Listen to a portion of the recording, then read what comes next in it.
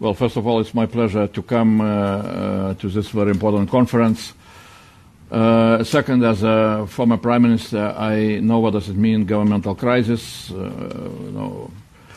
I think that I am not the reason for that crisis, with my visit. So I wish all the best, for Netherlands, for stability, but we need to remember that democracy from authoritarian regime differs exactly that in democracies, usually, periodically you are facing governmental crisis, or governmental changes.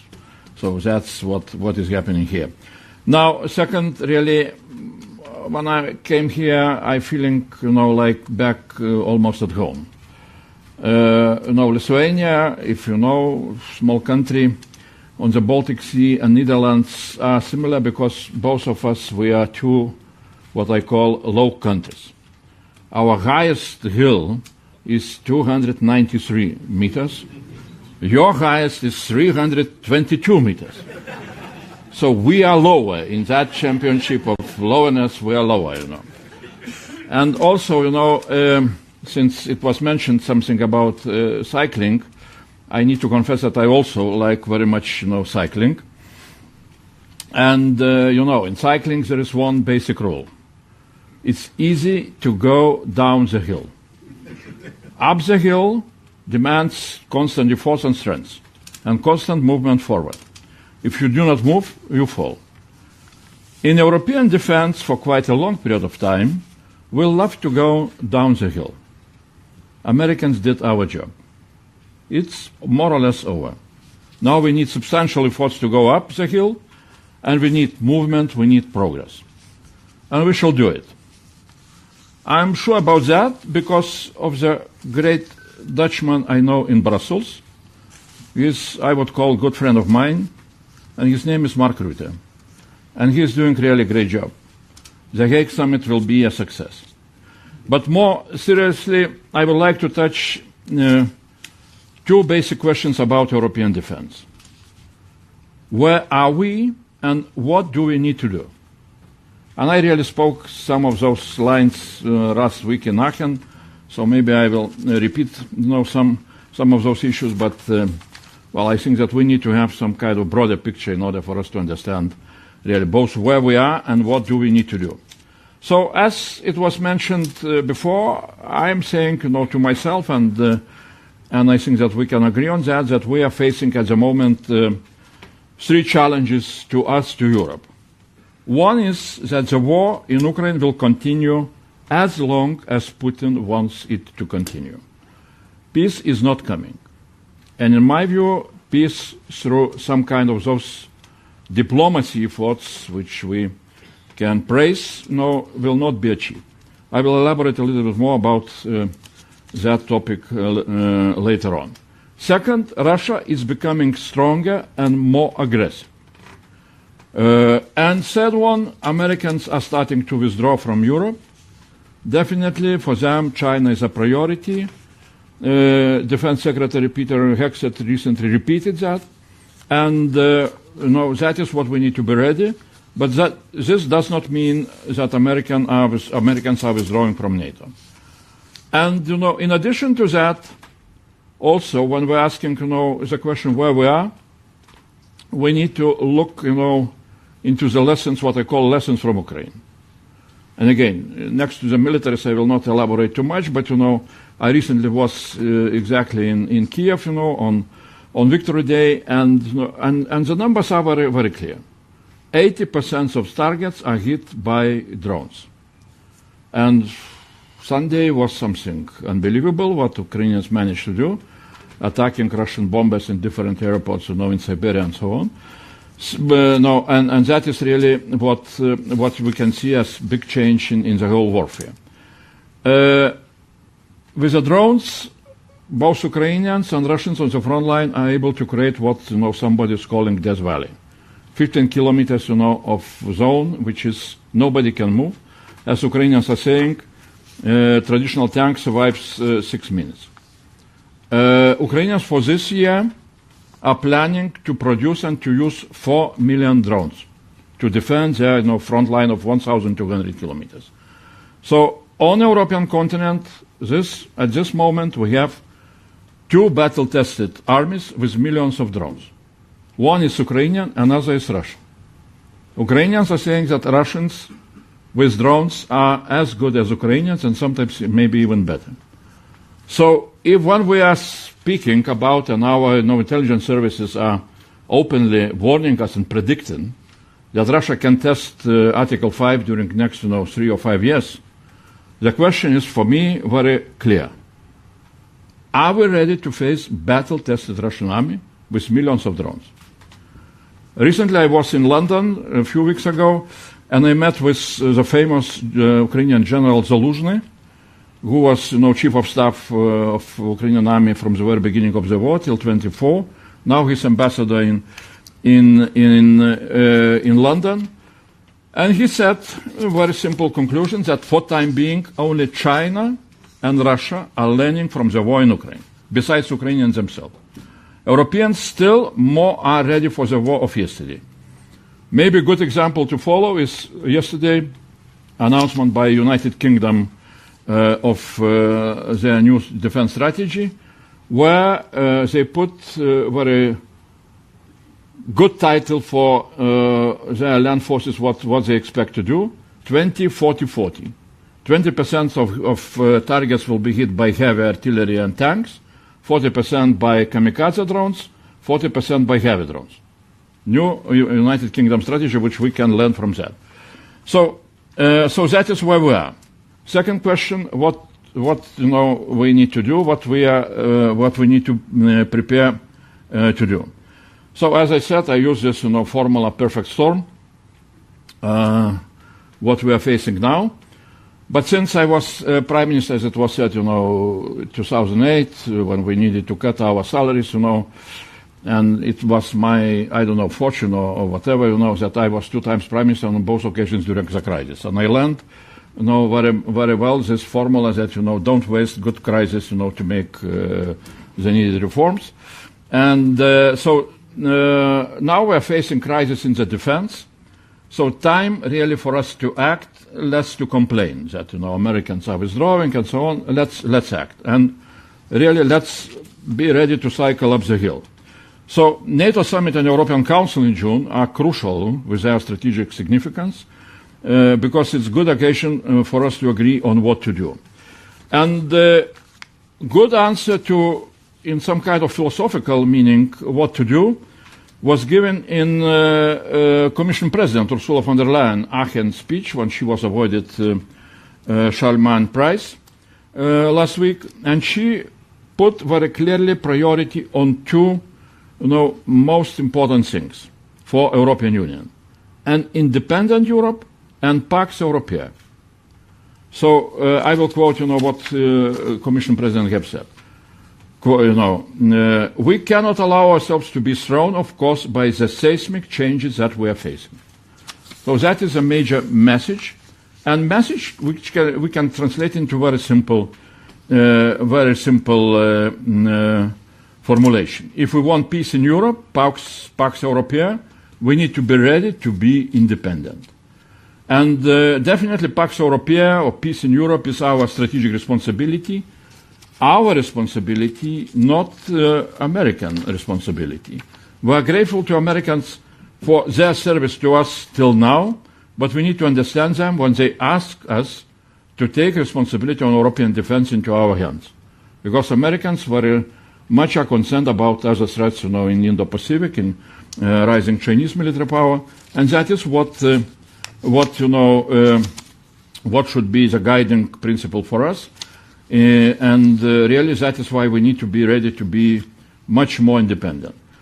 But as twice prime minister of a country that became independent only in 1990s, I can say a few words. Independent does not mean alone. Independent also means together. Independence means the power to shape your own future, your own destiny. And we do that together, as we know, in the European Union and NATO, and with the Netherlands and all other members, and that is what we shall continue to do. Independence in defense for European Union means that we're need to be ready for equal burden sharing with our transatlantic allies in NATO. So the question is really, again, I will repeat what to do and how to build our independence in order to have Pax Europaea. So I will start that question, first of all, asking myself and asking audience, what do we need to be ready for? What is coming and what should be our agenda? In short, taking into account today's geopolitical landscape, I can summarize our future defense agenda in a very simple way. First, we need to do everything for Europe to go up with all our material institutional defense capabilities. Second, we need to do everything materially and politically, I would stress, even politically, to push down Russia's capabilities to wage new aggression. Third, we need to be ready that United States will start to move, out from Europe, what they are declaring, and that means that we need to replace their capabilities here on European. We need to be ready to replace their capabilities here on the European continent. And the fourth, we need to be ready to rapidly bring Ukraine with its battle-tested military forces and innovative defense industry into a new European security architecture, with Ukraine urgently integrating into our defense structures. So we need Ukrainian integration. Not only Ukrainians need integration towards EU, but we need that integration. So this is an agenda as I see it, and this agenda, what I would like to stress, is broader than just the material side of our defense preparedness, with guns, tanks and drones. We need to take care also about new institutional security architecture in Europe and about our geopolitical surrounding, how to make it less threatening to us. So that is, in my view, will be European defense policy, looking into the future, both into the nearest time future, but also into the longer time future. Now, I will try to run through more concrete details of this agenda. Again, those who want to read a little bit, broader, read my recent, statement in Aachen. But I will start from material preparedness. When we are talking about material preparedness, we need to have in mind several things. First of all, demand issues. Second, supply issues. Third, financial resources. And I would add, fourth, military mobility. On, demand.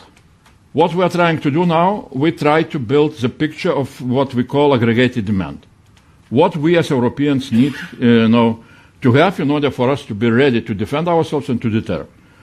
This aggregated demand will be constructed according to NATO capability targets. Militaries know very well what does it mean. Now NATO is concluding negotiations with member states on so-called capability targets.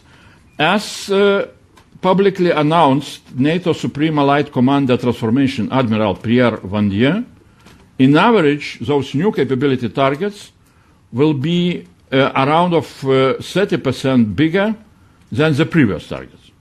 But as Admiral said, the previous targets are not implemented also by 30%.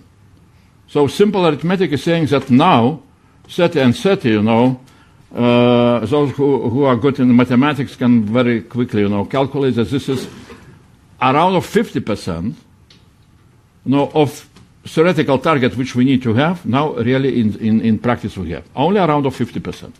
So the difference in between what we need to have, according to capability targets, and what we have now, is around of 50%. Now, and of course, that costs money. I will not elaborate how much, but that costs money. Second is, when we are talking about material preparedness, is what I call replacement of U.S. capabilities, because we also need to start to look into that. Well, I hope that, it will take time. It will not happen tomorrow, American, withdrawal from Europe. But what we need to have, really, is to have, again, rational agreement on implementation of progressive division of responsibilities with the United States. Not angry divorce, and chaotic divorce tomorrow. And And this is what I would say is, in my view, the only way to keep good and rational relations with the United States on defense, is to bring to them our very clear plans, how we are going to replace their capabilities, and not to accuse them of betrayal or to complain that they are forgetting us, and so on, which sometimes is happening. Implementation definitely will take time of that, replacement. And recently there were several very important analytical papers. One was produced by International Institute of Strategic Studies, another one by European famous Bruegel. The cost to replace US resources, what now they are giving to us in Europe, means around $1 trillion additionally during several years. And second, it's additional 300,000 military personnel which we need to have. So that is why we need really to concentrate on when we're talking about our material preparedness, on first of all on so-called flagship projects, starting from strategic enablers, where we are heavily dependent on United States services, for example, space intelligence data, heavy cargo airlift services, and so on and so on. So those should be our priority. Now, on supply side, what we want to have when we shall have what we call aggregated demand picture, we want to have industry output plan. So how our industries can produce what we need. And besides that, to look much more deeply into what we call security of supply chains. Because definitely I'm sometimes joking that I became during last several months expert on chemistry, nitrocellulose. That's what I learned. And where you cannot produce explosive if you do not have that chemical component, and we do not have that enough because everything again is in China. And we can talk about all of them. Components which we need to take care. Now, second, when we are talking about supply and how we can help our industries to produce what we need, definitely we need to go into quite ambitious, what we call defense simplification omnibus. We shall have it on June 17. My team is very much involved into that, because we cannot have such a situation. What we have heard from it was French industry. We had big so-called implementation dialogue with the industries, and one of the big companies, French defense companies, they said that officially in France, if you want to build a new defense factory or to expand your factory with the new facilities, it takes 5 years to have a permit. So either we shall build those factories after, the war will be over with Putin aggression, or we need to ask Putin to postpone his plans, to attack us, So it's, and I would like here to use an opportunity to thank the Dutch Defense Minister for very strong initiatives on this, omnibus with his papers and letters, so that's very important. Second, definitely when we're talking about supply, again, we need, and we are planning to have later in the autumn, so-called roadmap for modernization of defense, with specific attention towards artificial intelligence and quantum. But the major message is very simple. We need to be ready for the wars of tomorrow, not for the wars of the past. And here will be very important for us also to have all the possible created platforms and cooperation things which would allow us to learn from industrial innovative success of Ukraine, which is really amazing. And again, when I was recently in Ukraine, I was told that the most active Europeans are Dutch businessmen, industrial people who are coming to Ukraine and working together with Ukrainians and inviting Ukrainians to establish here in Netherlands. I think this is a very good example. I hope that other industries from other countries will start to envy Netherlands and start to run also to Ukraine, and that is how we can push for Ukrainian integration. And the last point here is related with European Defense Industry Program, next regulation which we need to have, because what we need to have when we are talking about supply, we need to push much more for joint procurement and joint development of weapons, and that is where EDIP can be very much helpful. Now, a few words on financial resources. As you know, with the Rearm Europe program, we created possibilities for member states to use additional 800 billion euros during the next 4 years. Last week, regulation on safe loans, attractive 150 billion euros value of safe loans, were supported by EU, so AAA rating, 45 years maturity. That regulation is done, so now 2 months for member states to notify us about how much of those loans they want to use, then 4 months to present clear defense investment plans. What is important is that those safe loans can be used by member states together with Ukraine, procuring from Ukraine and procuring for Ukraine. And that can be really a new breakthrough in our support to Ukraine. Now also so-called national escape clause, which is allowing member states to additionally to increase their defense spending by 1.5% of their GDP, and which will not be included into deficit. That is also will be used by 16 member states. 16 member states notified us about that, so it's good. Also, we created possibilities to invest and spend cohesion funds into defense industry and military mobility. That is also important. And also what was achieved after our conversations with the European Investment Bank, they changed their mandate, and now the so-called prohibited area for EIB investment is much more narrow, and EIB can invest into dual use and also into things related with defense. So that is on financial side, but I'm always repeating that Rearm Europe program, from my point of view, is just the first step. We shall see what is needed looking into the future. Now, on military mobility, we have 4 corridors for military mobility. Together with other commissioners, our evaluation recently made is showing that we have 500 so-called hotspots where infrastructure is not ready for military mobility. The cost to improve that situation is around of 70 billion euros. We need to see how we can do that.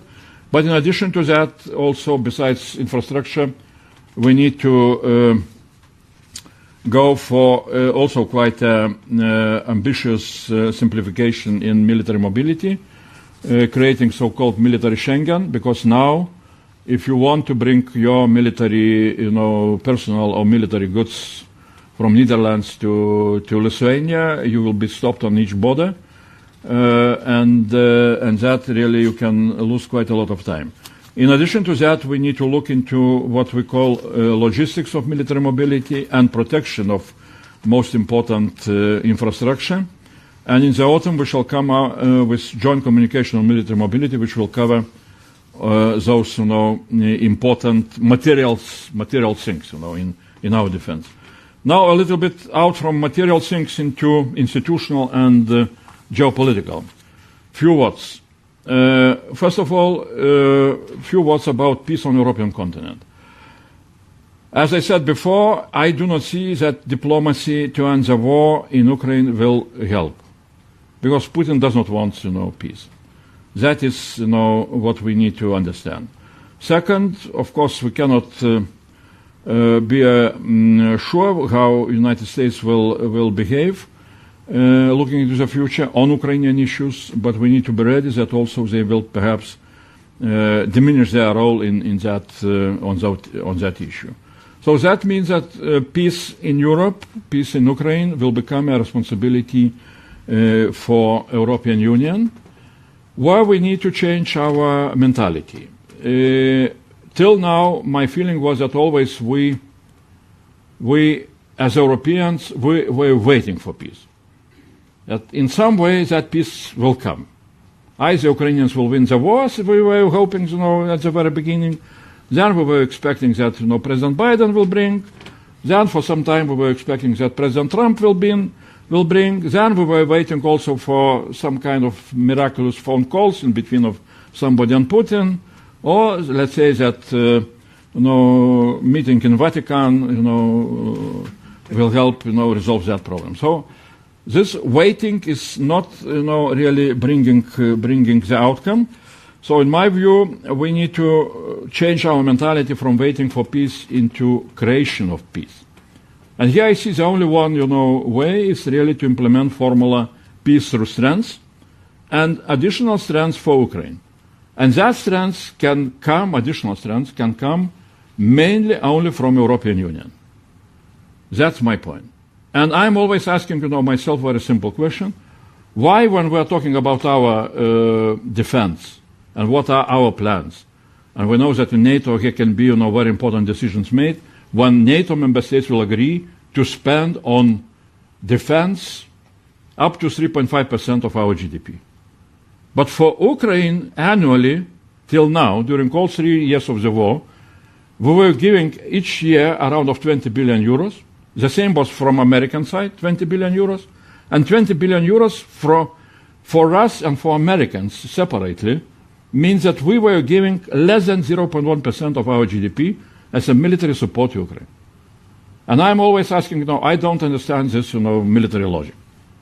When we understand that, Ukraine is defending us, and we are not really investing into our defense as we need to invest, making much stronger support to Ukraine. So here I would repeat again, safe loans, which are now the new instrument, with possibility for member states to take those loans and to spend them together with Ukraine and procuring weapons from Ukraine, in my view, can become a real breakthrough in building Ukrainian strength. Now, a few words on what I call institutional side of our defense. So, when Russians are still up in, what I am using this terminology, that we need to push Russians down, but still they are up, and Americans are preparing, for withdrawal, we need to bring Ukrainians in. Because they have battle-tested strongest army in democratic Europe. On another side, we have, battle-tested Russian army. And Ukrainians also have the best innovative defense industry. And that is why, in my view, we need to start discussions about what I call new European security architecture, or true European Defense Union. That is in my mission letter also. And, European Defense Union with Ukraine and United Kingdom and Norway as part of that, Defense Union. Integration of Ukraine, in my view, is needed for European Union, and on defense side, even more than, for Ukrainian itself. And as I said, in my view, Dutch defense industry understands that very much. So, next point, in what we need to talk also about common European defense. I know that this is, discussion which can start now, but it can go for quite a long period of time. But I would remind that in, Treaty of European Union, Article 42, Part 2, treaty says European Union defense policy should include progressive framing of a common Union defense policy. This will lead to common defense when Council will agree. My question is, at what time, if not now, we should start to discuss that, When we are really facing defense crisis, and when, treaty is saying that this is not only opportunity for us to create, but this is an obligation for us to frame more of common European defense policy. And that is why when I'm trying to understand, so what should we do and what does it mean European Defense Union, I would, I'm always remembering that back in 1952, our, godfathers of our European Union, Adenauer, Schuman, Monnet, and de Gasperi, were really attempting to create a European defense community. So I am not saying that let's repeat the same what they were, doing at that time, but this ambition that we need to be, much more common in our defense policy, we can borrow from that period of time. And I will not elaborate. Yeah, I think that I took too much of time, and I think that we are, one thing which I am always wondering, why we as Europeans do not have a clear strategy on Russia itself. in my view, defense as such, should be, concentrating on two issues. One is how to increase your own defense capabilities. That is what we're doing. But second is how to decrease your adversary capabilities. And definitely, having in our neighborhood post-imperial, authoritarian, aggressive Russia, it will be always a threat to us. I mean, when I am talking about strategy towards Russia, I am asking myself why we are not trying to look into possibilities to help Russian people to transform their country back to normality.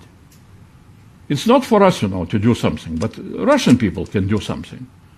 And here I see always that our strategy on Ukraine, not only assisting Ukraine to defend itself, but also assisting Ukraine to create a success story through integration towards EU, through economical development, like we did, we're a success story in Lithuania, because we integrated towards EU. We were helped, This Ukrainian strategy, with creation of Ukrainian success, can have a major impact in, how Russian people will see their perspective. That is what we need not to forget. So that's why I'm saying that, let's also take this responsibility on the European continent. What kind of strategy we need to have, towards Russia on our own shoulders. Till now, again, we were following mainly, our transatlantic friends. When they were saying that Russia is, evil empire, we were repeating. When they were saying let's reset, relations with Russia, we were also following that. We know where we are now, So that is, again, I would say, our big responsibility. And, what is, last point, what I see as some kind of, again, positive, positive signs of development. Usually, crisis creates the leadership.